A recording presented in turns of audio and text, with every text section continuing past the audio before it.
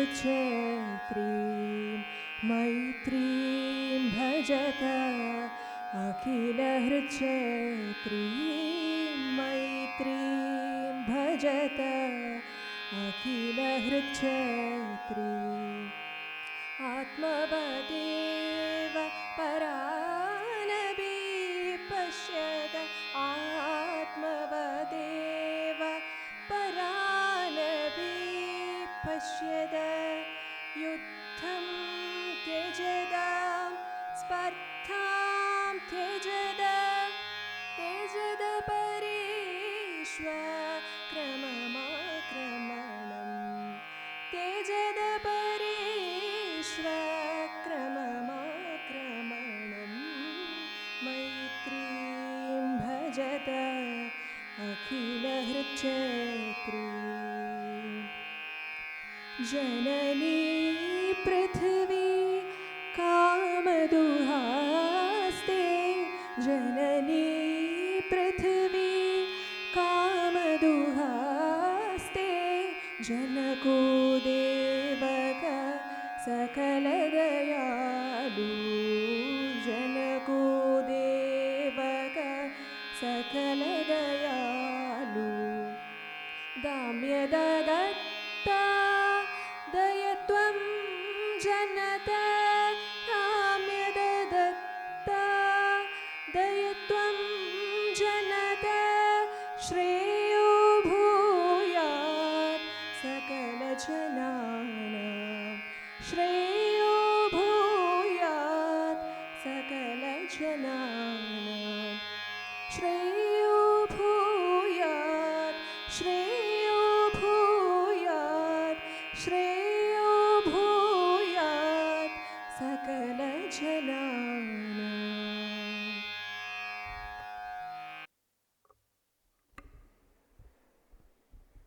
It gives me great pleasure to now invite on stage the person who is truly the driving force behind today's event, Dr. Sonia Sebastian, head of the PG Department of English.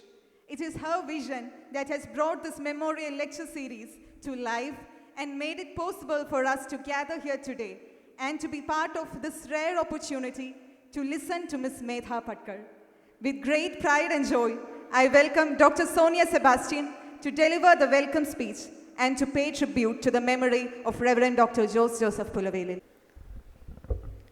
Respected Principal, Professor Dr. Mirimol Matthew, Chief Guest of the Day, most respected Medha Patkar ji, Vice Principals Dr. Sister Manju Elizabeth Kuruvilla, Ms. Manju Jose, Barsar Reverend Father Kuriakos Vellachalil, Shri Baby Matthew Somathiram, Global President of World Malayali Council, Shri Felix Joni, Youth Wing Global President of WMC, and all who gathered here to listen to Medha Patkar ji today. First, let me share with you a few words about Josachan, whose memory is celebrated here through this academic endeavor. Reverend Dr. Joseph Pulaveli, the esteemed former bursar and head of the Department of English at Alfonsa College, was a visionary leader whose contributions have left an indelible mark on our institution. His untimely passing on October 5th, 2023 was a profound loss to our community as he was still actively serving and shaping the future of this college. Beyond his academic achievements, Dr. Pulaveli was instrumental in securing numerous funds that fueled the college's development. His strategic foresight led to the construction and renovation of key infrastructure, including the Jubilee Block, the administrative block, the basketball court, and the volleyball court. Dr. Pulaveli's commitment to academic advancement was evident in his initiation of the aided PG course in the Department of English. His passion for fostering a culture of research and inquiry led him to establish the annual national seminars, which have significantly boosted the research vigor of both teachers and students. In recognition of his contributions and legacy, the Department of English, Alfonsa College, is proud to honor Reverend Dr. Joseph Pulaveli through this memorial lecture series. The inaugural lecture in this series was delivered by Dr. Shashi Tharoor MP, and this year we are here to listen to Medha Patkar ji a person whose very name has become synonymous with courage, compassion, and unwavering commitment to justice. I thank God Almighty for this opportunity. It's my privilege to welcome the president of this meeting, our principal, Professor Dr. Sister Ria, whose support has been the backbone of our growth and success. Her door is always open, her guidance always available, and her faith in our potential never wavering. I welcome you, sister, wholeheartedly to this program.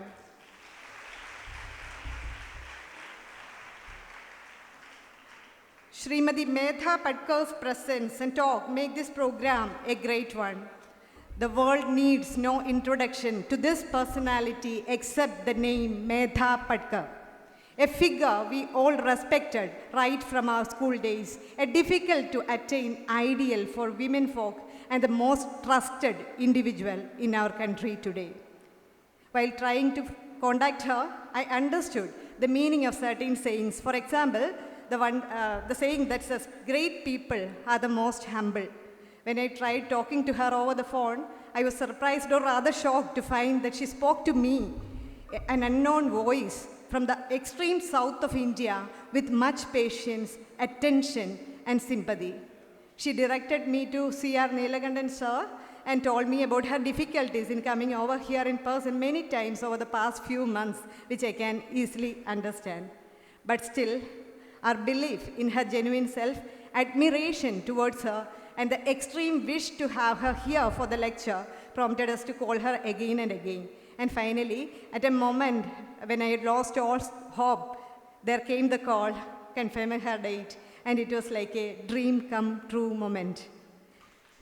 We know in a world that often demands conformity, Medha Patkar chose resistance. In times that called for silence, she raised her voice. Her indomitable spirit has stood firm against some of the mightiest forces of our nation, yet never has she compromised on the values of truth and human dignity. For over 4 decades, she has fought tirelessly for the rights of the displaced, the marginalized, and the voiceless, proving that one person's determination can indeed move mountains.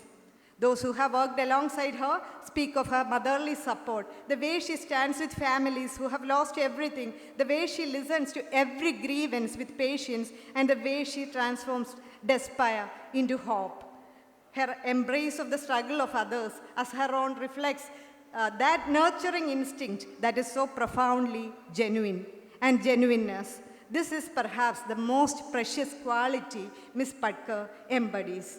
In an age of carefully crafted public personas and political opportunism, she remains refreshingly authentic. Her simplicity, her ability to live among the people she fights for, and her rejection of personal gain despite her towering achievements all speak to a genuineness that is increasingly rare. This authenticity, this realness, this deep-rooted connection to truth is something we often associate with the best of womanhood. Dear Medhaji, on behalf of this entire institution, I extend my heartfelt welcome to you. Your presence here today is not just an honor, it is an inspiration. Welcome, Medhaji, and thank you for being the embodiment of everything we aspire to be.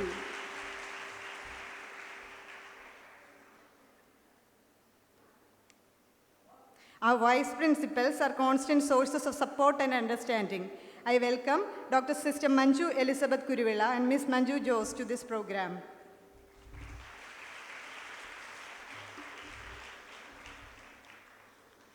The encouragement of our bursar, Reverend Father Kuriakos Vellachalil, transformed our vision into reality. Father, you have been instrumental in bringing us to this moment. Welcome you, Father.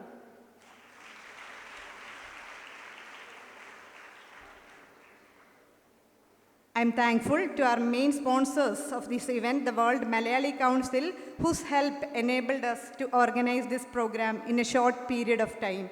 I would like to extend a warm welcome to its representatives, Sri Baby Matthew Somadhiram, its Global President, Sri Felix Johnny, its Global Youth President, and Sri Johnny Kuruvilla, its Ambassador to this program. I specially welcome the environmentalist and activist Sri C.R. Neelakandan sir. I'm thankful to him for all the coordination and advice he had been offering us right from the point of confirming this event. Thank you, sir, and I welcome you on behalf of Alfonsa College.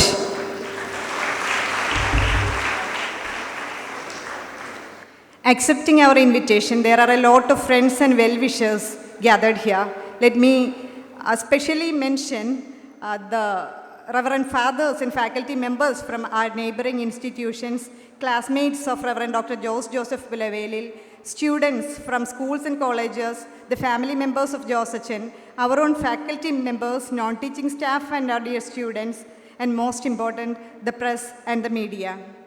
Your presence makes us feel special. On behalf of the Department of English, Alfonsa College, I welcome everyone.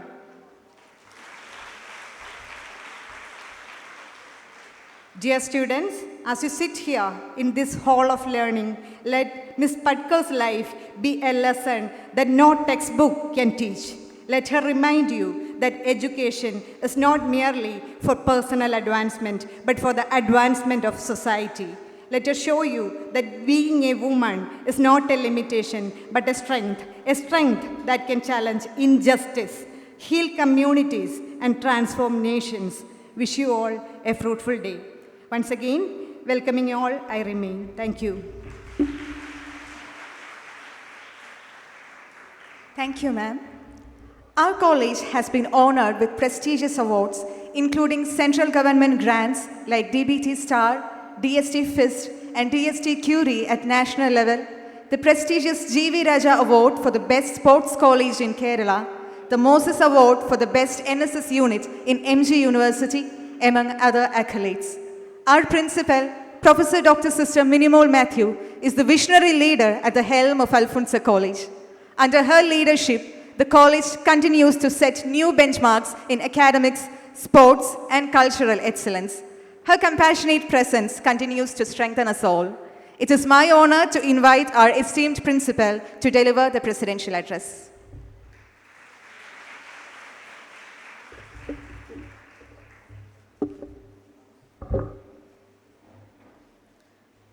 Respected Chief Guest, the distinguished social activist, Ms. Medha Patkar, respected members of the management, dear colleagues, honored guests, and beloved students. Good morning to you all. It is indeed a moment of great pride and joy to take part in the second edition of the Reverend Dr. Joseph Memorial Lecture Series organized by the PG Department of English. This annual lecture is held in loving memory of Reverend Dr. Joseph, our former Bassan and head of the Department of English, a remarkable teacher, scholar, and human being who left behind a legacy of intellectual brilliance. Reverend Dr. Joseph believed that education is not just the transmission of knowledge, but the awakening of the human spirit. It is the spirit of learning and reflection that we continue to honor through this memorial lecture series. The first edition, inaugurated by Dr. Shashi Tharoor MP, was a memorable beginning. His lecture on the theme, "Is the pen mightier than the sword?" challenged us to think about the enduring power of words, ideas, and moral courage. That occasion brought together students and teachers from many colleges and schools, creating a lively exchange of thought. And today, seeing this hall filled once again with such enthusiasm, I feel that this tradition has truly taken root. This year, we are deeply honored to have with us Ms. Medha Patkar, a name that stands for strength, compassion, and the relentless pursuit of justice. Her decades-long commitment to the rights of displaced people, to sustainable development, and to democracy at the grassroots level has earned her admiration across the world. She reminds us that activism is not noise, but conscience in action, that democracy is not granted, but earned through courage and participation. The theme of this year's lecture, Challenges Before the New Generation for Democratic Development, is both timely and thought-provoking.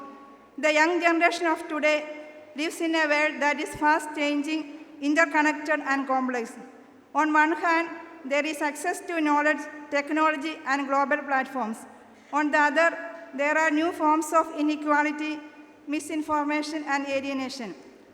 True democracy, after all, is more than a political structure. It is a way of living together with respect, justice, and compassion. It requires us not only to speak, but also to listen, not only to claim rights, but to shoulder responsibilities, not only to dream of change, but to work for it step by step. As educators, we have a special role in this process. Our classrooms must be spaces of dialogue where young minds are encouraged to question fearlessly and think deeply. We must nurture critical thinking, but also kindness, for democracy cannot thrive on intellectual alone. It needs moral imagination. Our goal must be to shape citizens who are informed, responsible, and sensitive to the world around them. In that sense, this memorial lecture series is more than an academic event. It is a call to reflection, a reminder that education must continue to build not just careers, but character. On behalf of the entire college community, I extend my heartfelt gratitude to Ms. Medha Patkar for accepting our invitation and for joining us in this dialogue. We are grateful for the opportunity to learn from her experience and insights, which will no doubt inspire our students to think critically and act with courage. I also wish to appreciate the sincere efforts of the faculty and students of the PG Department of English for organizing this event with such thought and dedication. Their commitment to keeping alive the memory and ideals of Reverend Dr. Joseph is truly commendable. May this day remind us all that democracy is not a finished achievement, but a continuing journey, one that requires the energy of youth, the guidance of education, and the courage of conscience. And may we as educators and learners carry forward the values of truth, integrity, and service to humanity. With these wishes, let me remain. Thank you.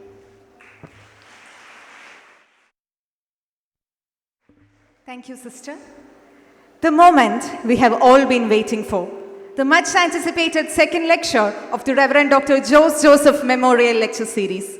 We are deeply honored to have among us an extraordinary figure whose life has been an emblem of courage and commitment to justice.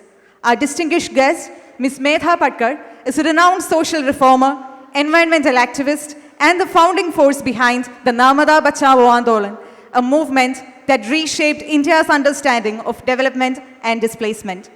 Over the years, Ms. Medha Patkar has been the recipient of numerous national and international honors, including the Right Livelihood Award in 1991, often called the Alternative Nobel, the Goldman Environment Award in 1992, and the Green Ribbon Award from BBC England. She has also been celebrated as BBC's Person of the Year in 1999 and honored with the Amnesty International Human Rights Defenders Award, the Mother Teresa Award for Social Justice in 2014, and several other noteworthy honors.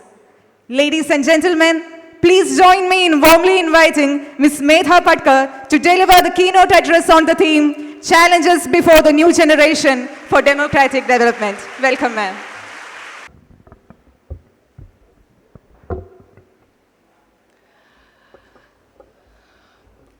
All the eminent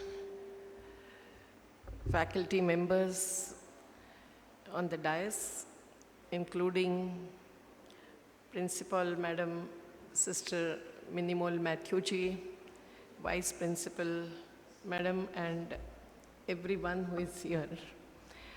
And my dear students who are the youth, the powerful next generation, including the students from the school and college both, and the members of the faculty and all other guests, including C.R. Neelkandan, the Christian Council members, and others. It's really pleasure and privilege to be here amidst you all.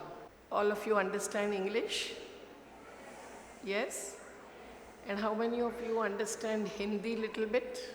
Please raise your hands. Okay, thank you, thank you. It's really wonderful to have this opportunity to have a dialogue with you all. And remembering respected Sister Alfonsa ji, whose photograph I just saw here, but hearing about her contribution to society at large is something that really is inspiring. To listen to the praise of our work is something that makes me feel shameful. Because, my dear, all of you, I really keep feeling how short we find ourselves to be,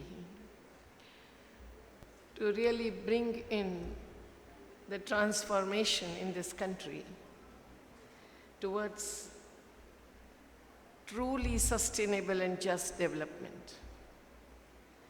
And that is what I have to speak with you in the context of democracy, in the context of the Indian Constitution, which is in my bag here, and in the context of the environment around us.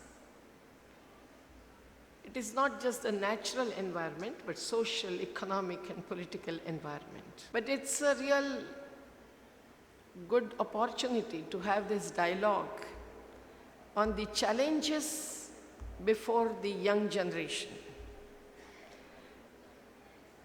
Now, is it that because I am old that I am invited to have a dialogue with the youngsters?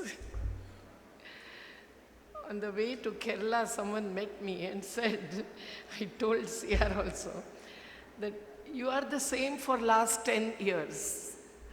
So good that youth is someone who is energetic. Youth is someone who is active. And still, no doubt we belong to the previous generation, and you really brings the future, not just the dreams, but goals and objectives in our mind, truly on the ground. So, my dear friends, what is development? It has become a mantra today.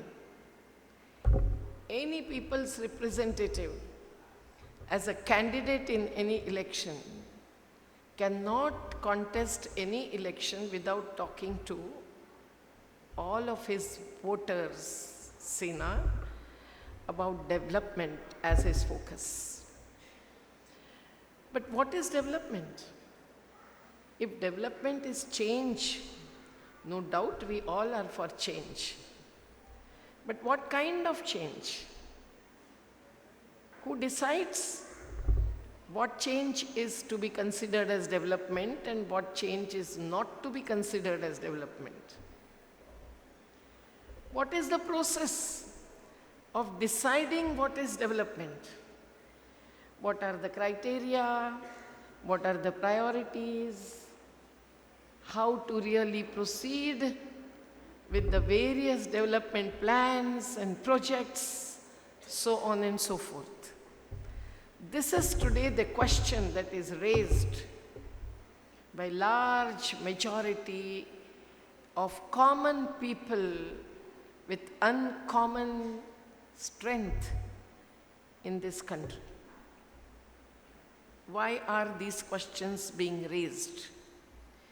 These questions are being raised because development has brought in not just the good change, but also the bad impacts. And who decides what is development is a big question. If our country is one of the largest democracies in the world, demos means citizenry at large. All the citizens, we the people of India, to whom the Constitution is presented, and given the duty, responsibility not only to the state, the governments, but also to us as citizens. So we have to really take these questions in the hearts and heads of ours and answer those based on truth and nothing else. And hence, when we say that we are a democratic country, who decides what is development is a real critical question. You, my young friends, are you involved in deciding about what should be the district development plan for whichever district you are a part of?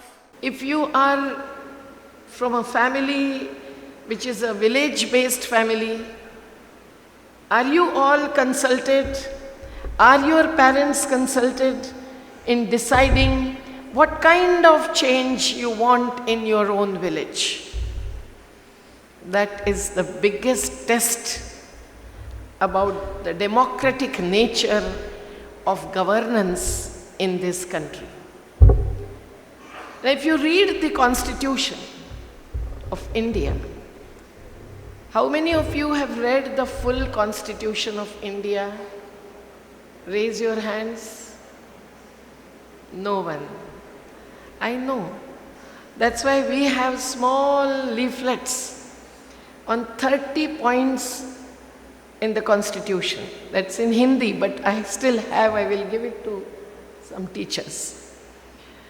And we say that every youngster in this country must spend 60 minutes of his or her life to read those 30 points in the Constitution, and we will understand the basics that is there in the Constitution.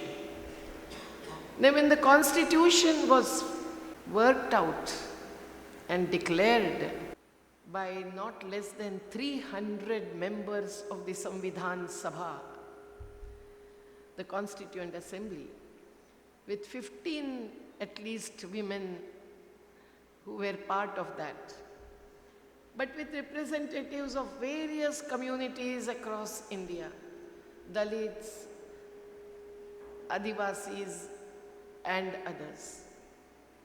That was the grand kind of period to work out the future, not utopia, but the future focus and goal of our country. Now, what is there? There is the concept of local self-government. Local self-government is the Gram Sabha, which was not a word included in the Constitution till 1991-92. But it was the concept of Mahatma Gandhi. I am proud that you have a center for Gandhian studies. And you have worked so much on all these issues, which I am just going to speak about.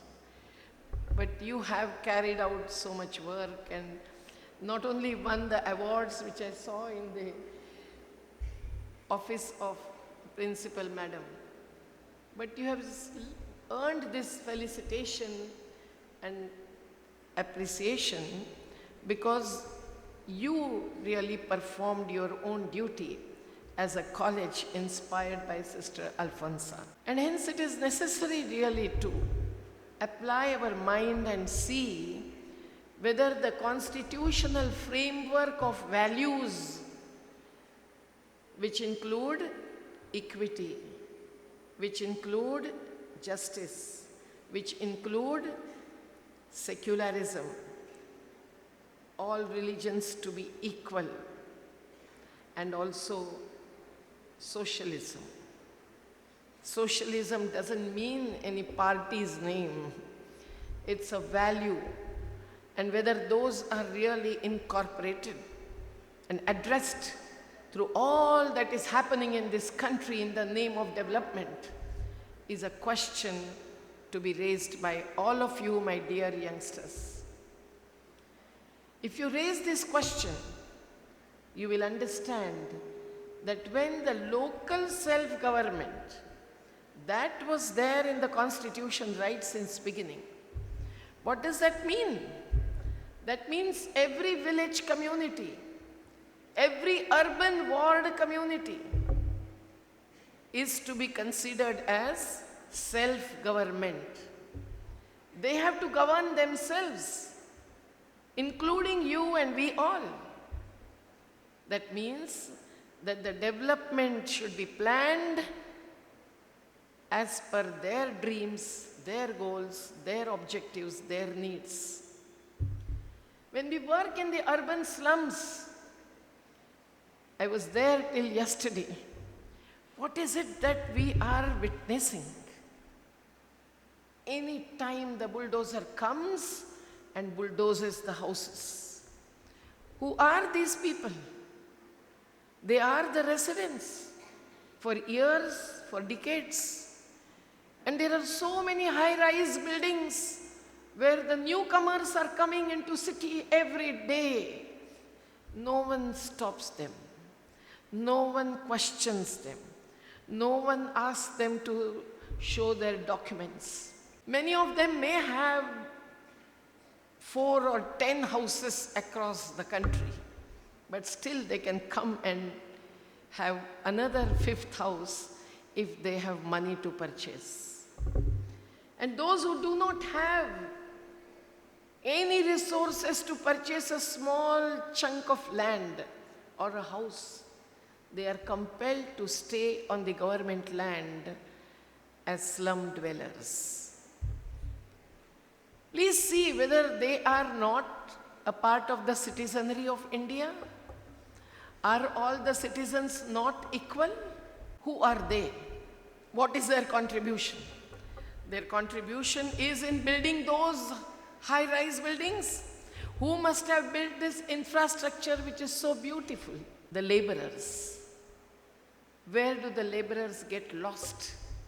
Or they are thrown out once the building is built, and they are only become first the construction workers and then the domestic servants. This is something which we must realize. And there are 95% of the laborers who really contribute their human labor to every construction, reconstruction, to every service giving in this country. Without them, no rich person or family can live with great comfort. They fulfill the requirements, but they do not have the real right to water, to energy, to electricity, to housing, which all are the rights, fundamental rights, and a part and parcel of right to life. If you read the Constitution, please read all that part of fundamental rights, and you will find that in the Article 21, there is right to life which needs to be ensured and granted to every citizen in this country. Now that fundamental right will be granted and attained by Dalits, by Adivasis, by slum dwellers, by laborers, by farmers, only if they also become a part and parcel of the process of planning development. Otherwise, my dear friends, what is happening? The inequity has gone to its extreme. Do you know? I won't take the names. You start with A and you come to Z. You look at the names of hundreds of corporates, big companies, who are millionaires and billionaires. Many of them have income per day equal to 1,000 crores. Some have income equal to 1,700, 1,600 crores. And this is what they declare at the world level in different summits and through media, which they are proud of. Now, in this context, you look at the workers who don't even get 300 to 400 rupees per day. I know in Kerala, the labor value is somewhat better. But still, from one state to another state, people keep on migrating. What is it that they face? Why are they compelled to migrate with their children, with the women in the family, leaving behind their elders, their mother, father, sometimes their children, and then they spend months together.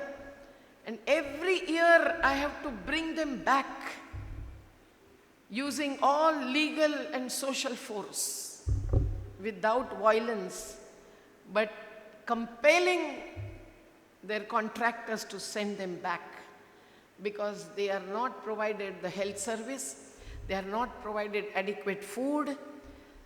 Many die, many face atrocities during that period, and they are not allowed to go back. Why is this happening? Why is this vulgar level of iniquity in this country, which is India? We have had great idea of India.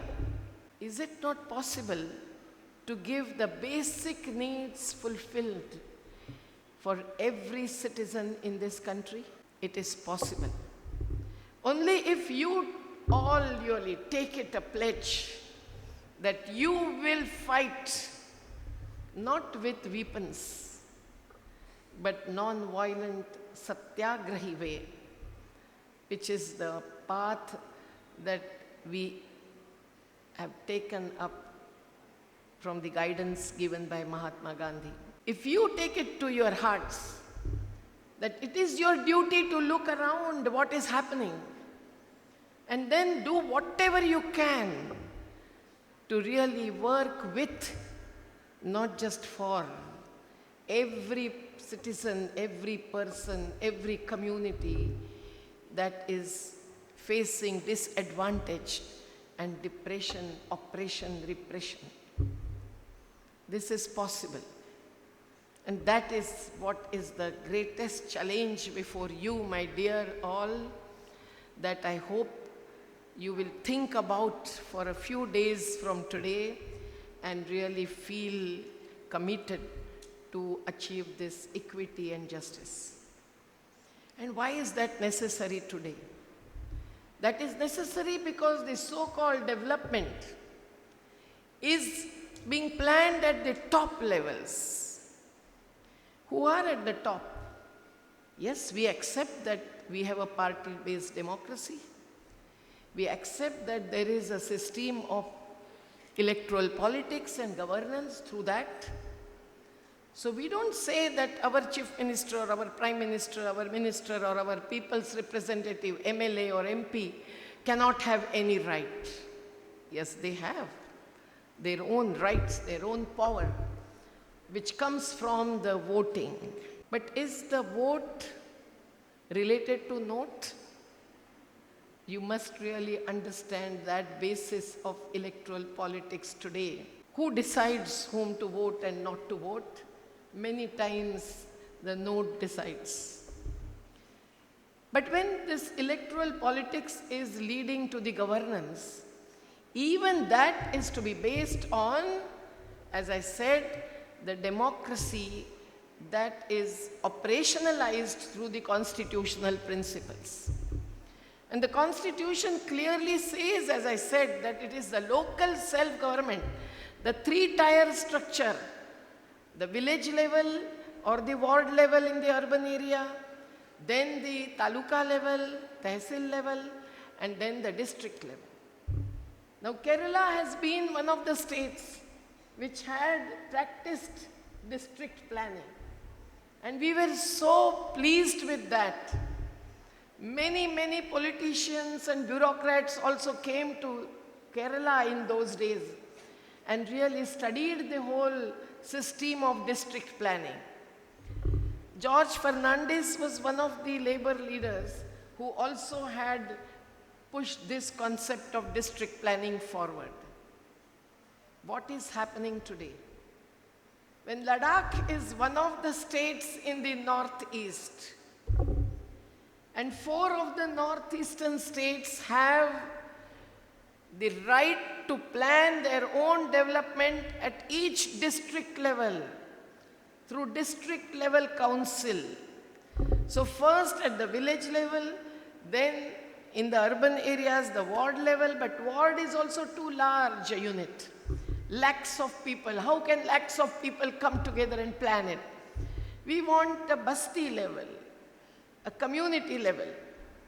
But when in northeast Ladakh is one of the states that is also demanding that they want the right to plan their own development in a democratic manner at every district level, why is it that that is not allowed and granted to them, and instead the leader is put behind the bars in the jail?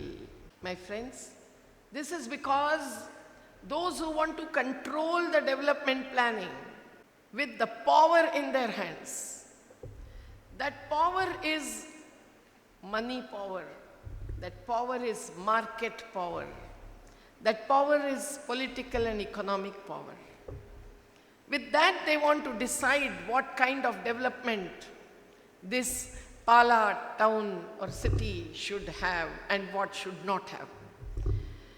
When large number of people may be wanting their water, we see that the breweries come up, liquor shops get opened, most in Maharashtra and Madhya Pradesh, but even in Kerala. Last time I came, we had to go to Palakkad, where the Irula Adivasis have fought against the Coca-Cola factory, and they won the battle, but not yet fully, because the compensation amount has not been given to them, and their satyagraha is on and on and on, in spite of the decision made in the assembly by all parties of Kerala years ago. Now in the same district we had to go running because the land that is taken from the farmers in the name of opening up of a school or a college there, a large brewery company is coming up, but the woman Sarpanch I met there is very, very powerful. She has won the elections for 5 times, and all gathered together, belonging to whichever party and whichever ideology, but they were all against this brewery, which they know even today that that would really spoil the younger generation, not only the elders. So when this kind of exactly opposite direction is taking up in the name of development, the people have to raise questions and stand up and assert their rights.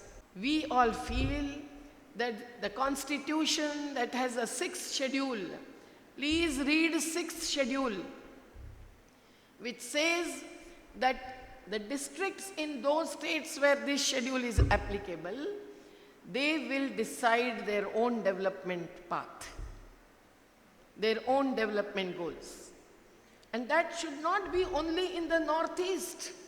That should be in each, south to north and east to west, all the states in this country. Do you agree or not? Can there not be maximum development planning, if not possible only at one small village level? It can be at the district level at least. Why is it necessary the most in the northeast? You know northeast, huh? You understand what I mean by northeast? It's Assam, Meghalaya, Himachal Pradesh, all those. Because the natural resources are bountiful in those states. But your Kerala is also a bountiful and beautiful state that we salute you for. When these natural resources are becoming the crux of development, those are considered like commodities. वस्तु के जैसे देखा जाता है जल को, जंगल को, जमीन को, नदी को, पहाड़ को, तो क्या होता है? What happened in Wayanad? When I went to Churumala, now also when it comes in front of my eyes, my heart breaks. And I feel ashamed that even today we have not been able to attain full justice to those lower middle class women who were crying in front of me, who were in that huge rally and with the public meeting attended by all party representatives from BJP to LDF, UDF and all. And all gave big promises, but they have not yet got the debt loans being repealed and made debt free when their house is demolished, when someone's husband is died, the youngster, the son has died, all the belongings are destroyed and they can't pay back the loan which they had taken from various banks for building their own houses. What kind of this calamity happens?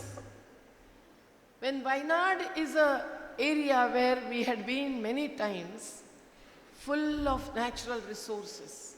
It's a part of the Western Ghats, but such areas with such resourcefulness in the form of natural ecosystem. That is why the tourists go and come to Wayanad with so many vehicles and so many hotels and restaurants have come up while forest is destroyed. So what is the result? In Uttarakhand, wherever the tunnels are built, what has happened? These many women strongly fighting the battle because their houses are demolished and they are not yet given, except some compensation increased, the alternative house as their right to shelter, which is a part of right to life. So think of what is happening in Uttarakhand. Uttarakhand ka khanda khanda ho gaya hai. एक water source affect ho gaya hai. Out of 4,600, hardly 450 water sources are existing today. Why? Because the decision was taken to build a huge Char Dham road in Uttarakhand. People across the country are inspired, motivated, promoted to become tourists and visit the Char Dham, the religious places, the pilgrims. Did anyone think of the impact in the name of development that they are facing today? When the number of thermal power projects came up, our very dear colleague who is no more, Vimal Bhai, was all the time struggling with law and with mass base with him.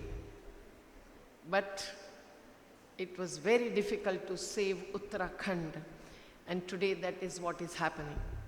When some 40 workers get caught up inside the tunnel, the discussion comes up all across the country, but not otherwise. So if there is a tunnel built from Kozhikode to Wayanad, what will be the impact?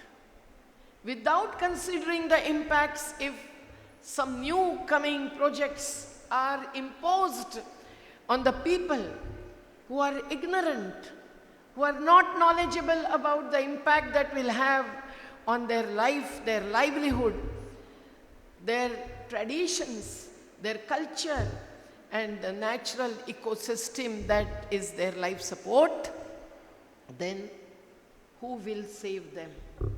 Who will really bear all the losses as 29 districts in Maharashtra are facing today? I feel ashamed that instead of going there, I am here. But I am hopeful that this dialogue with you all, my youngsters, will make you feel as to how to look at these issues which are development issues. When in Wayanad there are the tea garden workers, there are Adivasis, all of them we met, but they are all bypassed, they are all marginalized. They do not have any say in the development planning of the Wayanad region. I remember K.C. Janu was fighting for the rights of the Adivasis in Wayanad. A sensitive minister sat with us when we came for the dialogue till 1 o'clock at night in Trivandrum, and something came up, but not much. So remember that it is the right that needs to be asserted of every citizen, every community, in every district and the state, that needs to be based on now the 73rd, 74th amendment of the Constitution, which was brought up by Rajiv Gandhi ji, realizing that technocratic power will not really bring in justice. He has written it in the memoirs and said that it is the people's power that only will bring in justice. Otherwise, the money comes from the top, decisions come from the top, those are in a way imposed. Suddenly a road comes up, an airport comes up, a megacity comes up, what not? But who really studies the impacts of all these? Who really asks the local community who have the first right to decide? If Gandhiji was alive today, he would not have spoken as Antyodaya. He would have said it Prathamodaya. That is what comes to my mind. But that is not happening. So in this article 243 and 244, you open the Constitution book, which must be in your library, right? So many books must be there. And read these articles and you will find that the local people should have and have the first right to decide. Only if that happens, the development will become democratic development. Otherwise it has become autocratic development. Some leader at the top comes and inaugurates an airport, and all those farmers whose land is taken away, all those Dalits whose grazing land is taken away, they keep crying. They are not even allowed to come before the inaugural ceremony because the security really controls and puts them out. What is it that is compelling the farmers today to lead the struggle as is on by the Sanyukta Kisan Morcha of ours? The traditional source of livelihood, that is land, that is agriculture, without which we cannot have lunch today. That agricultural land is taken away in the name of development. The British days, there was an act of 1894. That act was used and applied in this independent India till 2013. We had to fight and fight and fight. How do we fight? We do the satyagraha. We do the symbolic action. You all can do this, not just we. Without a sena, a force of youth, we cannot really win the battles. Without the women's force, nari ke sahbag bina har badlav adhura hai, we would not win the battles. So don't take name of one social activist. We win the battles only when you all, the youth, stand with us. Even the children join us in every satyagraha. But why are the farmers continuously in satyagraha here or there, 13 months, when 750 farmers died, including women? They became martyrs. Do we only say, शहीदों आपके सपनों को मंजिल तक पहुंचाएंगे? कैसे पहुंचाएंगे? How really we can bring in development which will be doing justice to the farmers? I know that the paddy growers in Kerala also had to fight a lot for months. And two students from these families, paddy growing families of Kerala, were with me in those days. So I was continuously following it. Because otherwise in the Sanyukta Morcha meetings, the Kerala is very much appreciated. for giving little higher value for the bananas, for the coconuts, etc. But when we heard this, that is same as in other states. And why are the paddy growers, the horticulturists, the agriculturists not getting their due right for whatever they grow? That gives us food security, but they are not given economic security. The appropriate value is not given to those products which come up as a contribution of nature and as a contribution of humans, including the landless laborer women. How are they living their lives? If I go on describing it, it will be too much of time. But I would say that this disparity, this inequity, is also because the development is defined on the basis of wrong criteria. The criteria includes no doubt about the income profit. So Noam Chomsky, the American great thinker, philosopher, writer, he always said that in America, USA, it is profit over people that is deciding what is development and what is not. Same is happening in the country like ours. But it is not just profit over people, it is also profit over nature. So whatever happens to the nature, whatever happens to the people, if development is decided without considering this, then whatever is happening today is going to be taken forward, and that disparity, inequity will be so much unjust that we will feel ashamed that we are not able to change the country towards development which is sustainable and just. So my dear young students, when you must be discussing climate change, I was told that there was some seminar on that. Don't think that it is just the cloud burst which suddenly comes up.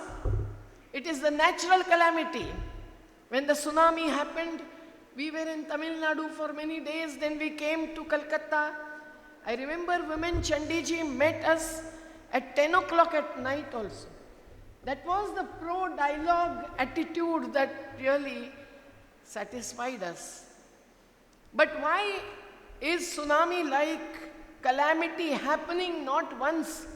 Okhi, Aila in Bengal, Nisarga, नाम तो निसर्ग दिया है, निसर्ग मतलब nature. In Maharashtra, everything devastating. Not only farmers, houses, fish workers, their life support and so on. And they are the ones who saved all the fish workers. 300 fish workers of Kerala, I had come to felicitate them because they saved lives and lives and lives. But are they really given the due status? Does every government consider that what are the impacts of the various projects, the mining projects, rare earth mining, stone crushing, big highways and flyovers that come up? What are the importance and what is the impact? This is what needs to be the basis for any development planning. And when this does not happen, instead of that, the farmland is taken over. The paddy lands get destroyed, which is a real economic support for many Kerala farmers. And there were certain good decisions that came up to save the paddy land, which we appreciated. Whenever a good decision comes, we appreciate. We are not with any party and we are not in party politics. But party nahi, party ke upar ghati, whether it is Western Ghats, Sahyadri or Himalayas, has been our aim and object. So when we consider this, what is happening to the natural resources, you, my youngsters, also have to think how to really change this situation. Don't say or don't think that, oh, hum kya karenge? We can't do anything. It is the duty of the MLAs and MPs, assemblies and parliament. What is happening inside? The law-making fora those are. No doubt, they make the laws. But what is it that the laws are based on? If there are 44 acts which have been giving justice to laborers since independence, when the first law minister was Dr. Baba Sahib Ambedkar, and one of the very first laws is something that I stand up in the Industrial Tribunal and fight the battle for the workers. Industrial Dispute Act, 1947, the first year of independent India. Now, 29 of the acts, including this act, including the Migrant Laborers Act, 1979, all these acts are being taken back, 29, and 4 very weak laws are imposed. How could these laws are to be repealed? Who decided it? Not the laborers. No workers' organization was involved in decision-making process. So it is not just the village, not just the communities in the urban areas. Every section of our population, whether Dalits, Adivasis, workers, women, farmers, are they involved in making new laws or repealing old laws or changing laws? That happens in the assemblies and parliaments which the country sees to have no control on. I know that many kinds of party politics really affects the decisions taken. I won't go into much details, but I will tell you that when on some reason or other, on some basis or other, many members of parliament are thrown out of parliament. The rules are applied. And that time when the limited number is inside, these 4 laws are passed, which are very, very weak. Who decides what is development of the laborers? Our laborers need the right kind of wages. Even minimum wages are not given to the laborers. My youngsters, you have to study all this. Don't just look at the books. Look at what is happening around. If you find that the Swachh Bharat Abhiyan, you also must be contributing to it. But what is happening to the Safai Mazdoor? हमारी union है एक महानगर पालिका में municipal corporation. They are not getting minimum wages till we intervene and the women sit on fast. Then the tribunal gives an order, but still that is not also implemented. So minimum wage is not given. Farmers are asking for minimum support price. I really hate this word minimum. The word should be optimum. Something that will help them to take care of their children, their aged, education, health, having some kind of small house, if not beautiful one. Even that is not possible with that minimum wage. This is unjust. This is not real development. This is exploitation of the laborers who really contribute the maximum. So we have to look at every community. The Adivasis who have lived over generations and saved their forest. How much of greenery Kerala has till today, that much is not there in any other state also. But the forest in Chhattisgarh is taken over and given to some company because there is coal, koila underneath. The Adivasis who have some special act, Spesa Act, that is also not applied. Otherwise, unless the villagers in one village, Adivasi village, take a decision whether a company should be allowed to enter onto their land, onto their forest, into their community, no company can enter in. but this is also bypassed. So many laws that are there, so many environmental laws, which say that every project must be brought in only after studying what are the impacts on air, whether air is polluted, whether river is polluted. Now there is a river protection campaign here. I salute all those who are partners in that. But let me tell you that every river in this country is polluted today. Every river where the big dams are built is affected. Not only those who face submergence, their houses drown, their farms drown, their forests drown, but also the river itself is affected. Today the Narmada water is so polluted because the industrial effluents, the poison comes into Narmada. From a distance of 100 kilometers through one river to another river to this river. We have to take the challenge. You youngsters who must be working in the laboratory, the science students, you can test the water. We get it tested through the laboratories, and every time we get the report, the Narmada water is not potable. But those who do the river parikrama, those who pray before the river as Mother River, they do not know what is happening to the river itself. Can we really ignore or neglect our mothers in our houses? We have to take care of those. They are like the veins and arteries. If the rivers are not allowed to flow freely and allowed to flow in an unpolluted status, then what happens? The big dams are bringing in drought and flood. In 2018, when we all, with CR and others, even the students of the great school Salsabil, whom I salute, their contribution in Chennai flood, their contribution in Kashmir floods, and their contribution in Kerala flood we have witnessed.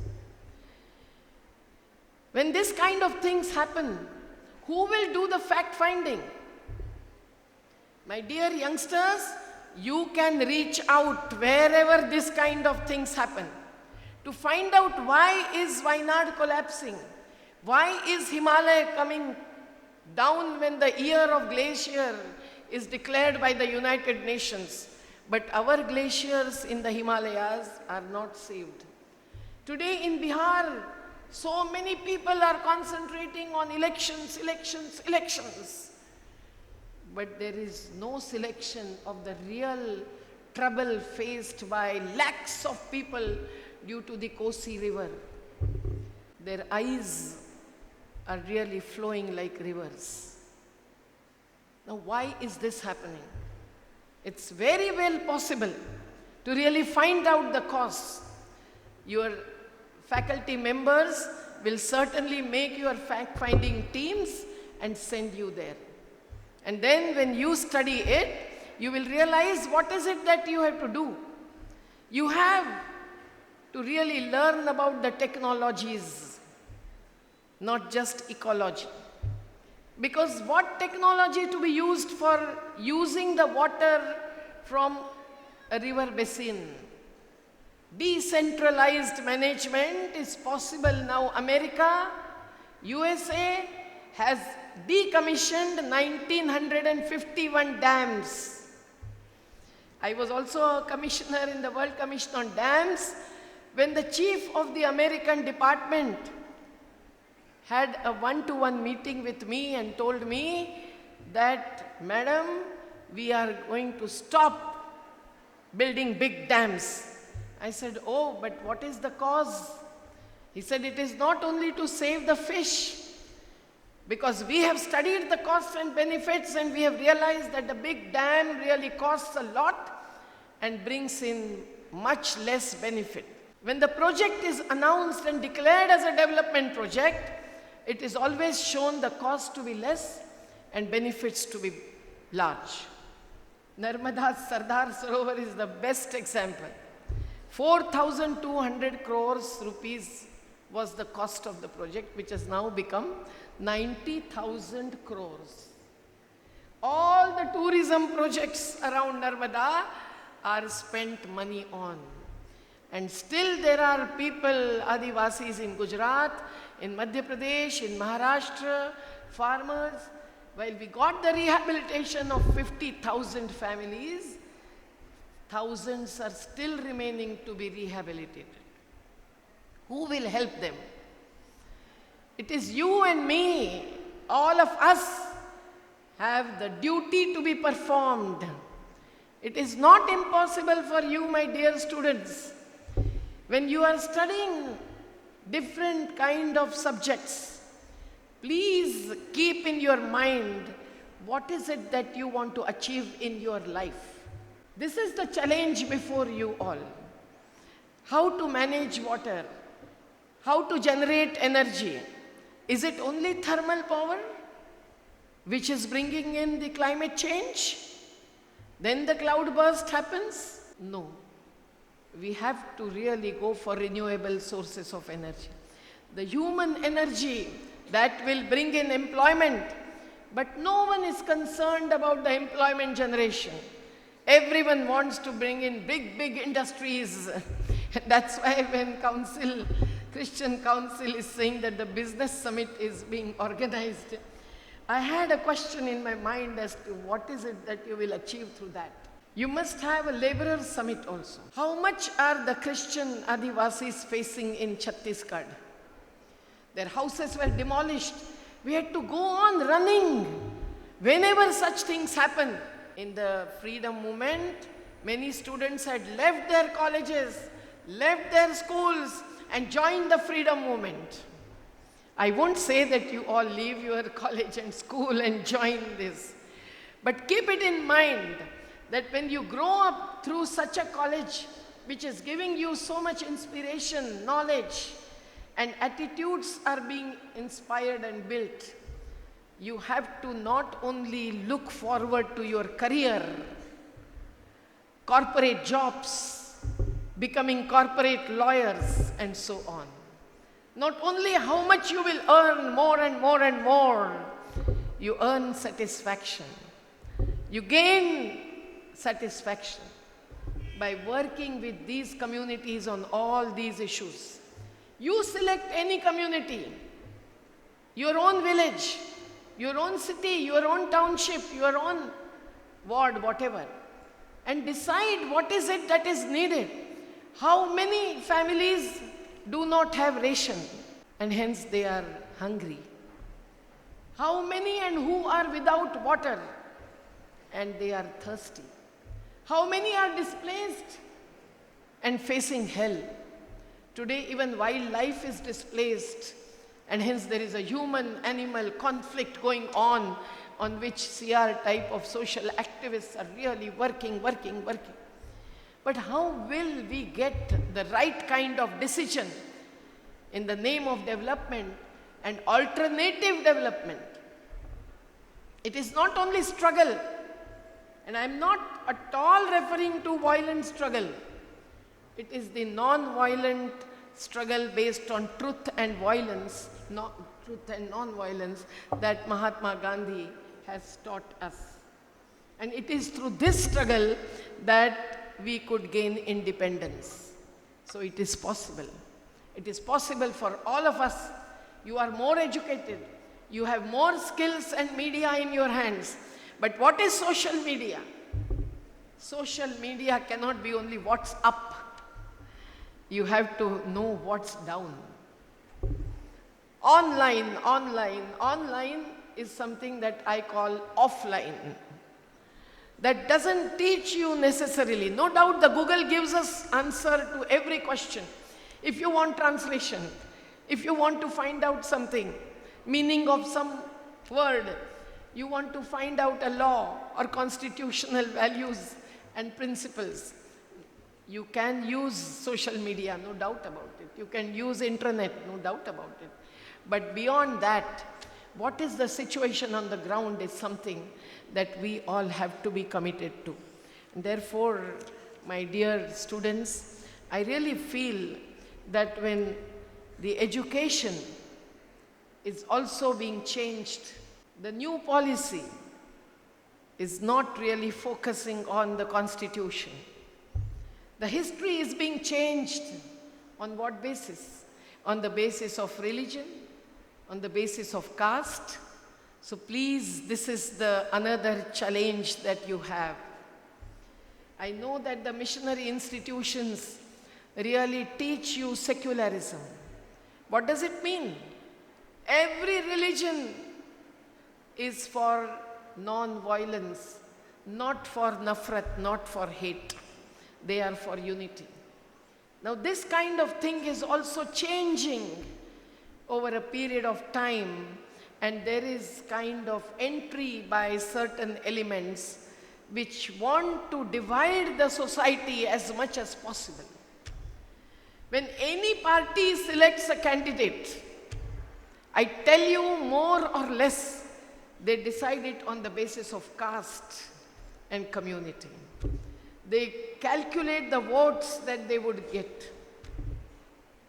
Can they really represent the citizenry at large, the oppressed and exploited sections, women who are facing violence, not only in Manipur, but various places in different ways? When it happens in one's own family, people feel ashamed.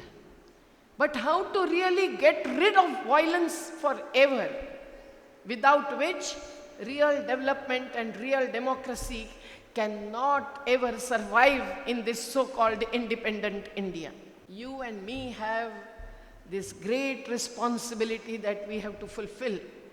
We should not be afraid of saying that we stand for all religions, religious unity. Constitution gives right to every citizen to follow his or her own religion, but not to attack another religion.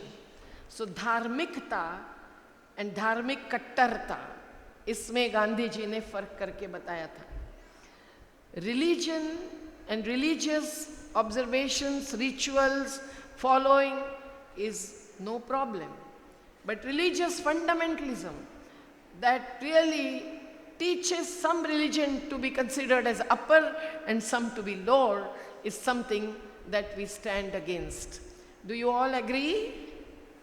Do you all agree with this? All religions are equal? Yes. But then if that is what is happening around us, slowly but steadily change is taking place. How can we unite the people? How can we stop the violence against women, violence against minorities so-called? What is minority and what is majority? There is not the number game that we should be in. And that is why I think that beyond electoral politics, we should be on the social path. And you, my youngsters, have to face all these challenges. And for survival of democracy, for survival of justice, for bringing in equity, you can do lot of work. I will just point out few points and then stop. As I said, you choose a community which you will work with. It is not to be necessarily a part of your academic curriculum. It has to be your social curriculum. We in our Jivan Shalas, that we run 7 shalas in the hilly areas of Maharashtra and Madhya Pradesh, we teach our Adivasi children what is it that they have in their forest. The jadi booty, which is something that companies use to earn crores of rupees with the herbal medicines. But Adivasis know the best. That traditional knowledge of the people, the resources that are available there, land, water, forest, you can study that with other youths to be taken together. And with that you can decide how to fulfill the hunger, thirst of every person in that community. You can decide that you will give your time with your own skills and with own media to do the fact finding. When the attack was made with rape and murder in Hathras of UP. We went there. First, the police were trying to stop us. But then they recognized us and they said, come, come, come. We went and we did the full report. And I'm proud to say that some women police came after me when we were leaving the place.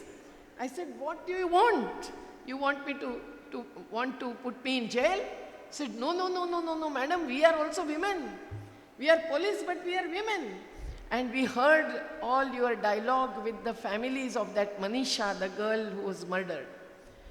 And till today, that woman police still keeps in contact with me and tells me whenever any rape happens, even with 3 years old child in Uttar Pradesh.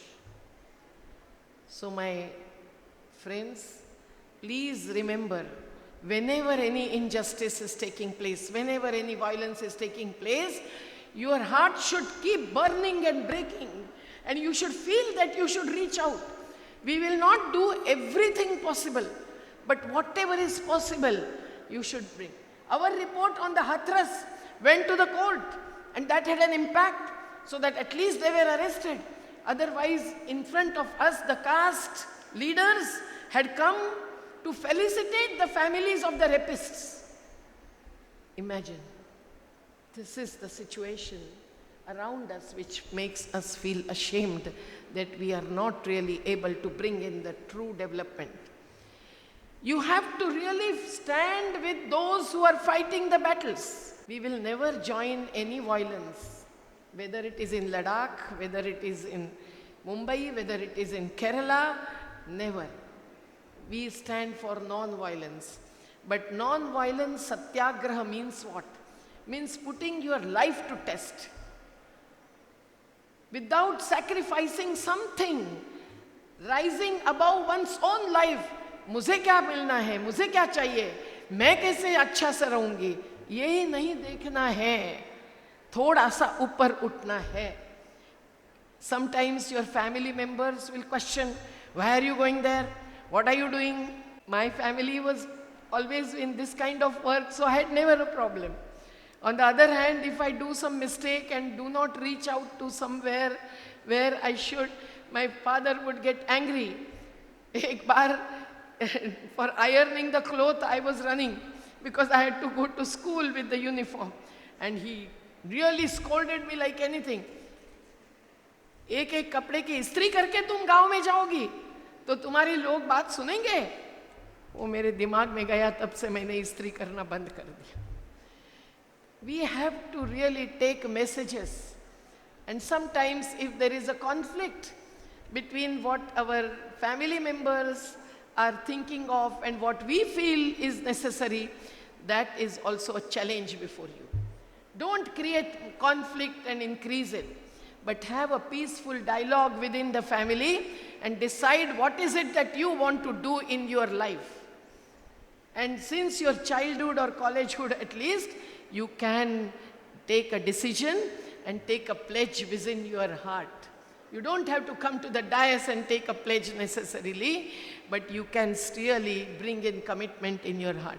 And that will bring in lot of change within yourself. You can change your own lifestyle.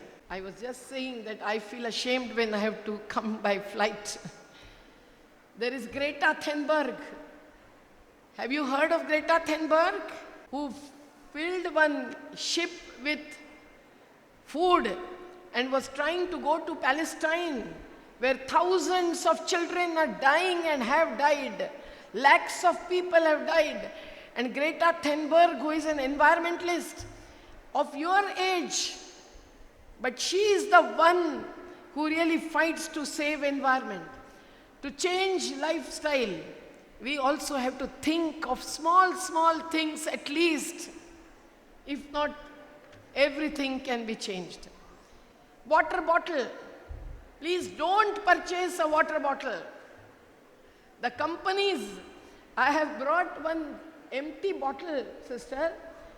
The companies are buying water for 55 paise per liter. This is my reply obtained through under RTI. Right to Information Act from the government. And they are selling for 20 rupees. So much of profit they are earning. But why this? Is water not a life support? Not only water, even buttermilk was never sold in our village communities, but now everything is changed. It is the marketization, it is the corporatization. At least change your own things. Paper when you are using, don't throw immediately when some rough is done. Use the backside, use the paper to the maximum. Save everything that is possible. And you can do a number of things. Income generation, employment generation. Your college is capable of teaching you everything. I need not go into that. But in your own community, if there are 10 women you find who are hungry, who cannot feed their own children, you think of how can you give them some employment? How can they earn some income? And then try and achieve that. It's possible for you all. So don't use any hate, caste, or differences and disparity as the benefit that would be given to the party politics, but not to the society at all. So please, let us take up this challenge to save nature, to save people, and save democracy. This is the Mahashweta Devi's quote, which is in Hindi. What is it says? लोकतंत्र, सच्चा लोकतंत्र वही है जिसमें शोषित, पीड़ित और वंचित वर्ग की भागीदारी सुनिश्चित हो.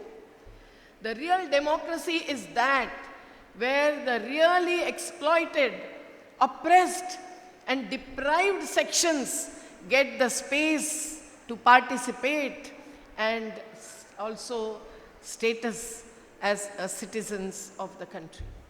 This is something that we have to keep in mind. Our focus should be not on the chamak chamak, not on the dhamak dhamak. We should be courageous, we should be commitment, and this is what we expect from you all, my youngsters. Unless you join us, your praise for our work or the awards that we get are useless. That is of no value at all. Photographs, autographs, don't concentrate on that. You concentrate on how can your own knowledge, your own body and mind be applied to changing in this country the definition of development that will be towards equity and justice. Otherwise, हमारे गरीबों का जो गीत है, क्यों हम संघर्ष करते हैं? Now Mulla Periyar affected people are in struggle. Rare earth mining affected people are in struggle. Endosulfan affected people are in struggle in Kasaragod till date. If you see the children of 35 years old age lying in the laps of their women, you will feel shocked. But why are the good decisions and all decisions not taken? Because the priorities in development are different. Those are for high-level infrastructure, high-rise buildings and what not to fulfill all basic needs of all individuals who are human beings, and also protect nature and wildlife, not to kill them. So please, हमारे एक गीत में हम इसका वर्णन करते हैं. It is Hindi में 2 लाइन सुनाकर रुकती हूँ. मे भी मैंने ज़्यादा टाइम लिया है. इसलिए राह संघर्ष की हम चुने. Why do we take the path of struggle? इसलिए राह संघर्ष की हम चुने. क्या बोला? इसलिए राह संघर्ष की हम चुने. भोर की आँख फिर डबडबाई न हो. There should not be tears in the eyes the next day morning. रात सहमी न हो, रात ना हो डरी. भोर की आँख फिर डबडबाई न हो. कोई अपनी खुशी के लिए गैर की रोटियां छीन ले हम नहीं चाहते, छीट कर थोड़ा चारा कोई उम्र की, हर खुशी बीन ले हम नहीं चाहते, हो किसी के लिए मखमली बिस्तरा, हो किसी के लिए मखमली बिस्तरा, और किसी के लिए एक चटाई न हो, इसलिए राह संघर्ष की हम चुने, जिंदगी आंसुओं में नहाई न हो. So we have to really decide how can you and we together give our life and our strength to bring in the change in the development model, paradigm, path, process, criterion, and the goals and the vision. Thank you so much. Thank you, ma'am, for inspiring us, the youth, to rise, question, and contribute to a more just and compassionate nation. We are truly privileged to have had the opportunity to listen to you. We now open the floor for a brief question and answer session. Those who have a question, please raise your hand, and our student volunteers will bring the microphones to you. As time is running out, we will take only 2 questions. Hello, ma'am. I am Parvati from St. Thomas College, Pala. So, in the current situation where people are divided on the name of many things, and tribals even are divided in the name of religion, how can we as young generation can build a change in the environment?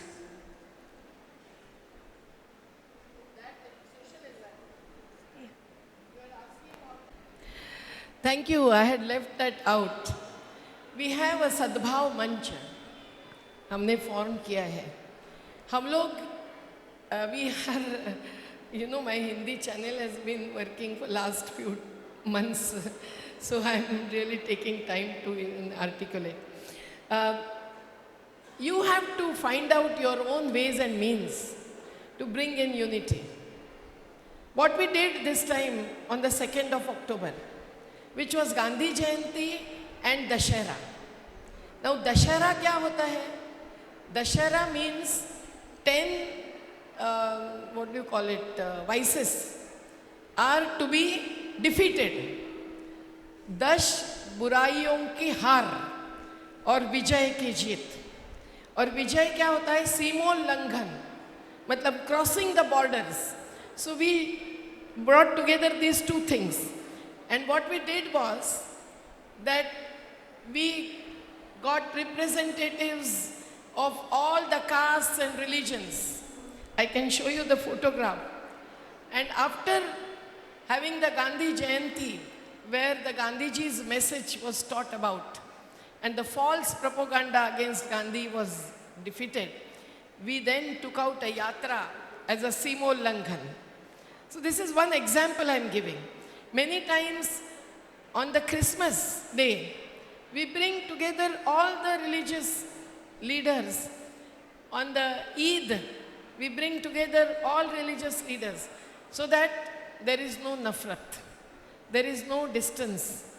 We took out in 250 districts across the country a Paidal Yatra, walk on foot,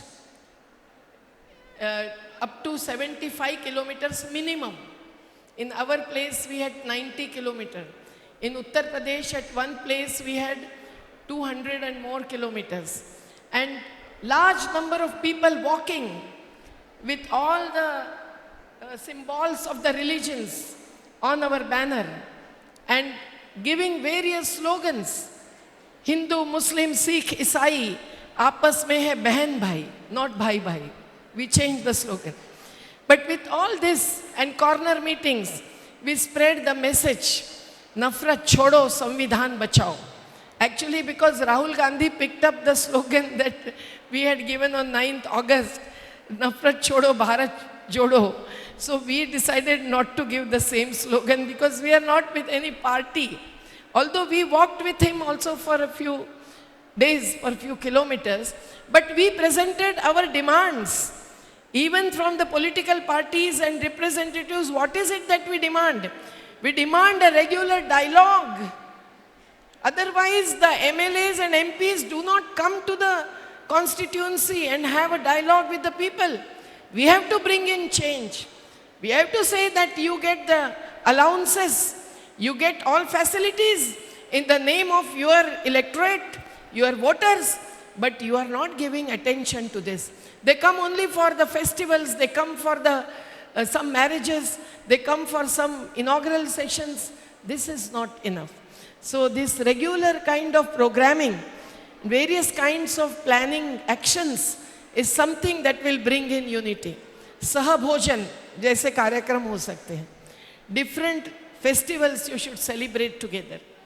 And these kinds of padayatra, walking through the village, walking through the cities also can make a change. And whosoever leads violence in the name of caste or religion, we should stand up with non-violent satyagrahi attitude. This is the way you can bring in. Good afternoon, ma'am.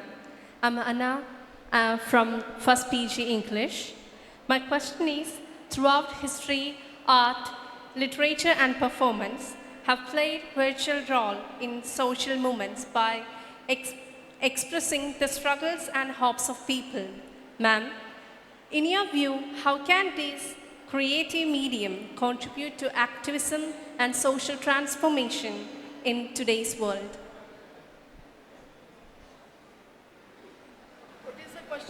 What is the question exactly? Okay. In your view, how can these creative mediums like literature, art and performance can contribute to activism and social transformation in today's world? How can literature, art and performance can contribute to create mediums to contribute, create activism? contribution of literature to activism?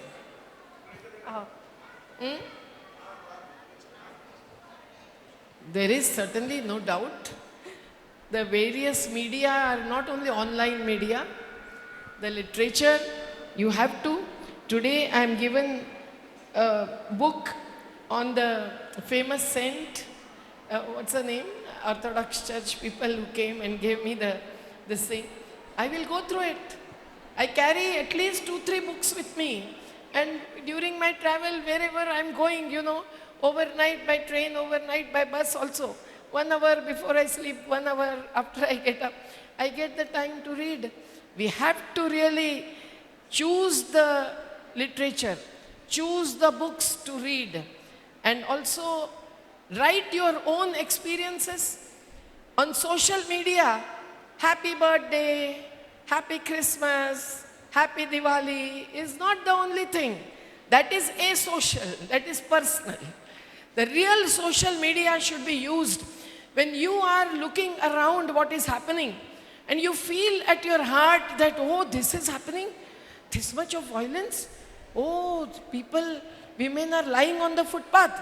If you travel in Delhi, now the maximum number is on the footpath. That is increasing every year. When I take the auto from Delhi station and go to our office, I mean, it is heartbreaking when you see the women with their children lying with their blankets, dirty and many times wet also in the monsoon, and they are compelled to stay there. They come before the car and beg. Now what is this? Who is looking at them? Who is taking them to the Vruddhashram, the old age, hospitals or institutions? Nothing is happening. So all this thing also gives you a lot of experience, not just literature. But when you read the literature with the martyrs of the freedom movement, Baba Sahib Ambedkar, and many Keralites also have written a lot. I can't read Malayalam, but many Malayali writers have written about Narmada struggle also. Unless you read all these experiences, you won't get confidence. When you read that, oh, this is how they acted, so we can also do that. This kind of, otherwise today, any activist can be called as urban nakshal, anti-development. We are also called as anti-development, and you are inviting us to speak on development, teacher. So we have to be confident and conscientious ourselves. All the false allegations, false kind of, a description of our work is not to be responded to. So this courage and confidence we get from literature many times, because those people also who went to jail. Now I am going to return to have a condolence meeting of one Mr. G.G. Parikh, the socialist. I am also democratic socialist in my ideology. But democratic socialist, not the statist. Matlab, the state will do everything. No, neither the state nor the corporates. It is the community and the citizenry that should have this thing. So, sattavad nahi samajavad. Not for power politics, for people's power is something that we will gain confidence if we read the history of the freedom movement and all the social movements, farmers' movements, starting from Sajananda Saraswati and so many movements. So that's why, don't praise our movement or particular movement or activist. There are so many who have given their lives, and become martyrs. So please choose the literature. Don't otherwise spend your time in reading only novels and this and that. You can also try different ways. And you write yourself. In whatever you have in your hands as social media, you write the experience of the oppressed, of the depressed, of the Dalits, Adivasis, farmers, women, everyone, laborers. That will really help you to create your own contribution also. Thank you. Thank you, ma'am. Thank you, ma'am. Thank you, dear participants, for your active interaction. Mr. Baby Matthew Somathiram, Global President, World Malayali Council, has generously supported this event. His contribution has been vital in bringing our vision to life. It's truly heartening to have such dedicated collaborators for the Reverend Dr. Joseph Memorial Lecture Series. We sincerely appreciate your support and invite you, sir, to come forward for the felicitation. Chief guest of the day, Medha Patkar ji, Principal, Vice Principal, Father Bersar, Felix, dignitaries with us, teachers and students. We had a very inspiring and thought-provoking speech. I will take only 2 to 3 minutes. Today, when I came to this college and entering the principal's room, I saw a few towels on the chair. Then your Madam Sonia ji told to the principal, our chief guest is a very simple person. She may not be liking the towel on the chair. Then she removed the towels. Dear students, it's such a simple person we got today. Simple, but the best person you can get for this college, for our state Kerala, such an socio-political activist, socio-environment activist. She's working hard for the laborers, for the villagers, for the Adivasis. Madam, your speech today, see, when I was a student, we heard about you. I got opportunity to listen to your speech, not directly through television and your books.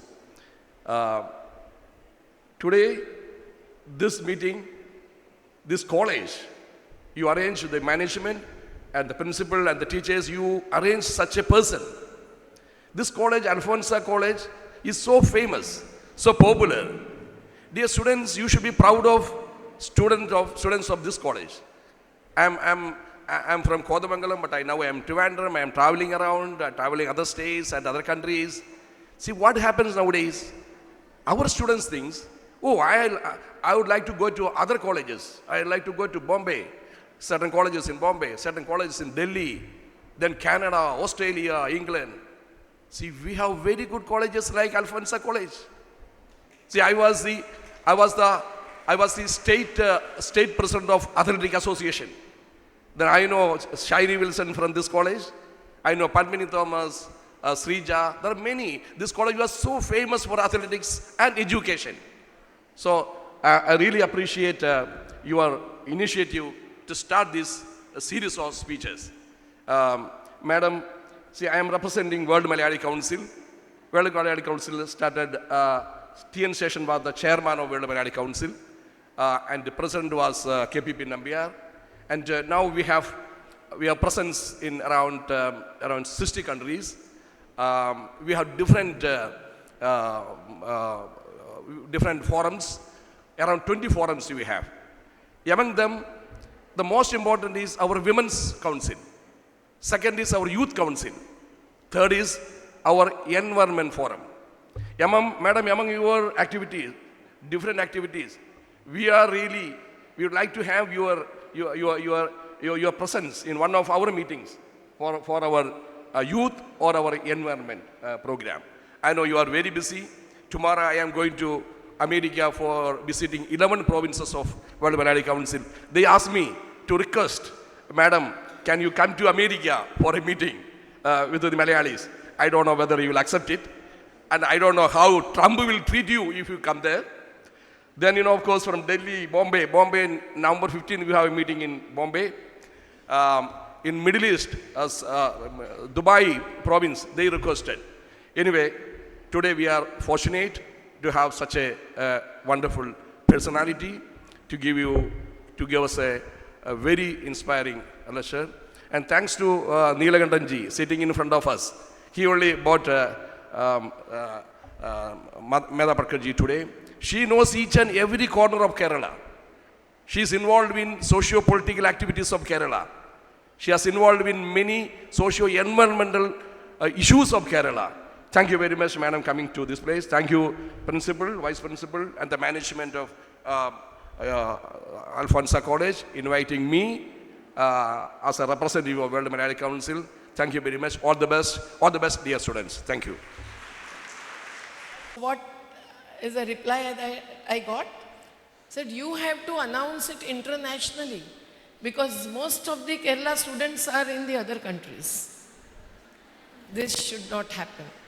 You have to be in your bountiful and beautiful states with your parents, with your community, and really contribute a lot. Otherwise, the economy is also import and export based. Economy is also based on maximum debt taken from the various institutions. We fought the World Bank, and the World Bank agreed that they had passed the debt, the loan and grant to the Sardar Sarovar project on Narmada on a wrong basis, and they withdrew the funding. So imagine when the funding comes from the foreign countries, it is many times based on the wrong basis because they are bankers, they are money lenders, their profit, their motive is different. They get the laws of India like country changed. It is their influence that comes through the politicians and economists of the country. So please, you give your life to this country to really bring in truly democratic development. Thank you. Thank you, ma'am. Mr. Felix Padikemyali, Global President, Youth Forum, World Malayali Council, has extended wholehearted support to this event. His efforts have significantly shaped today's program and contributed to its success. We are grateful for his invaluable collaboration and now invite you, sir, to come forward for the felicitation. Good afternoon to all my young friends in Alfonsa College. I know it's lunchtime, so I'm going to keep it very short and I'm going to close it by saying thank you to Medha ji for this lovely inspirational speech. And on behalf of World Malayali Council, the global leaders of World Malayali Council, I thank all of you for having us to be a part of this great college. And on the part of the youth that we have at the World Malayali Council, we would like to pass a small message to all the students here in Alfonsa College.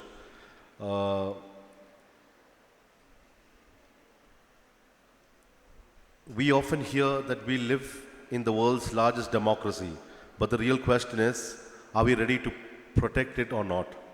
Our generation faces new challenges, and the first being is misinformation, where lies travel faster than the truth. The second is silence, when we see wrong but choose not to speak. And the third is inequality, when some voices are still unheard. Democracy is not just about election or leaders, it is about us. Every time we think critically, speak honestly, or stand up for someone's rights, democracy grows stronger. You, the young women of Alfonso College and all the other colleges in Pala, have the power to question, to create, and to care. So use your voice with courage and kindness.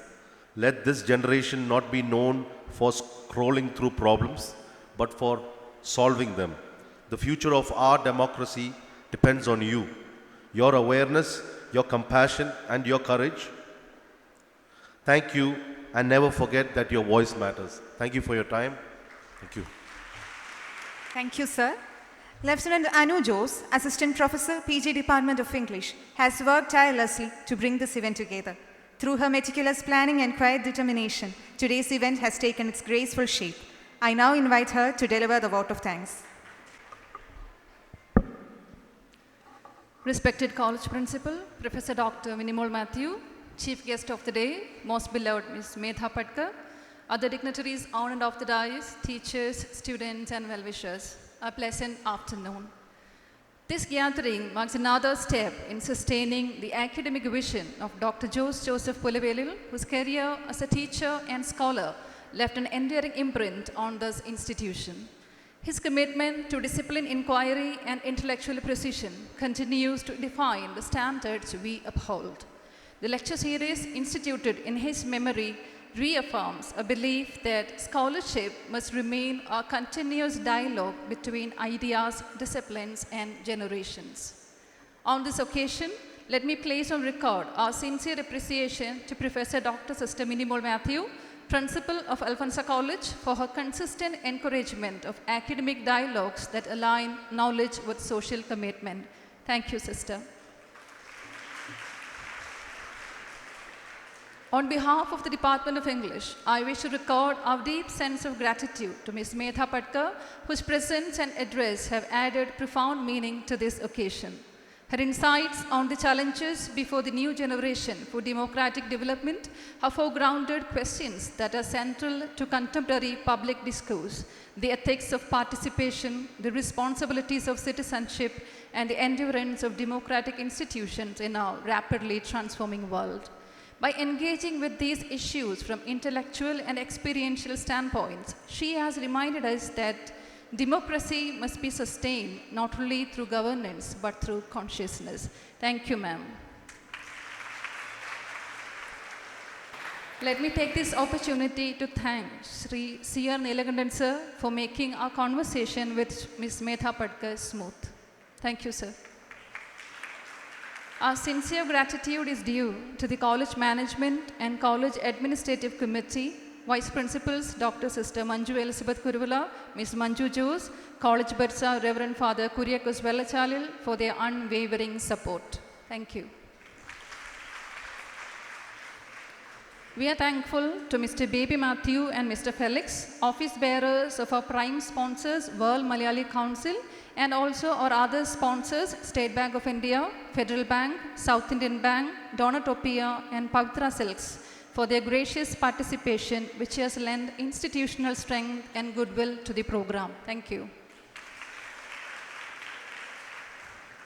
A special word of appreciation to Dr. Sonia Sebastian, Head of the Department of English, whose initiative and leadership continue to keep Dr. Joseph Pullavelil Memorial Lecture Series alive in purpose and vision. Thank you, ma'am. We also extend our gratitude to all our esteemed invitees, faculty, staff, students, and well-wishers of Alfonso College, friends and family members of beloved Josechin, who continue to support and celebrate the academic endeavors of this institution. Thank you. Thanking you all once again, I remain hoping that gatherings such as this will reaffirm our belief that memory, when coupled with meaning, becomes a living archive of ideas. We look forward to meeting again next year in the continuing pursuit of knowledge. Thank you. जनगण मन अधिनायक जय हे भारत भाग्य विधाता पंजाब सिंध गुजरात मराठा द्राविड उत्कल बंगा विंध्य हिमाचल यमुना गंगा उच्चल जलधि तरंगा तब शुभ नामे जागे तब शुभ आशीष मागे गाहे तब जय गाथा जनगण मंगलदायक जय हे भारत भाग्य विधाता जय हे जय हे जय हे जय जय जय जय हे. I request the audience to kindly remain seated. We will now have a photo session with Ms. Medha Patkar. The students of NSS Higher Secondary School, Kidangu. The NCC cadets saluted me. I salute the NSS cadets. They are not cadets, they are cadets. You can do a lot of work through NSS, okay, which I was also a part of. Thank you so much.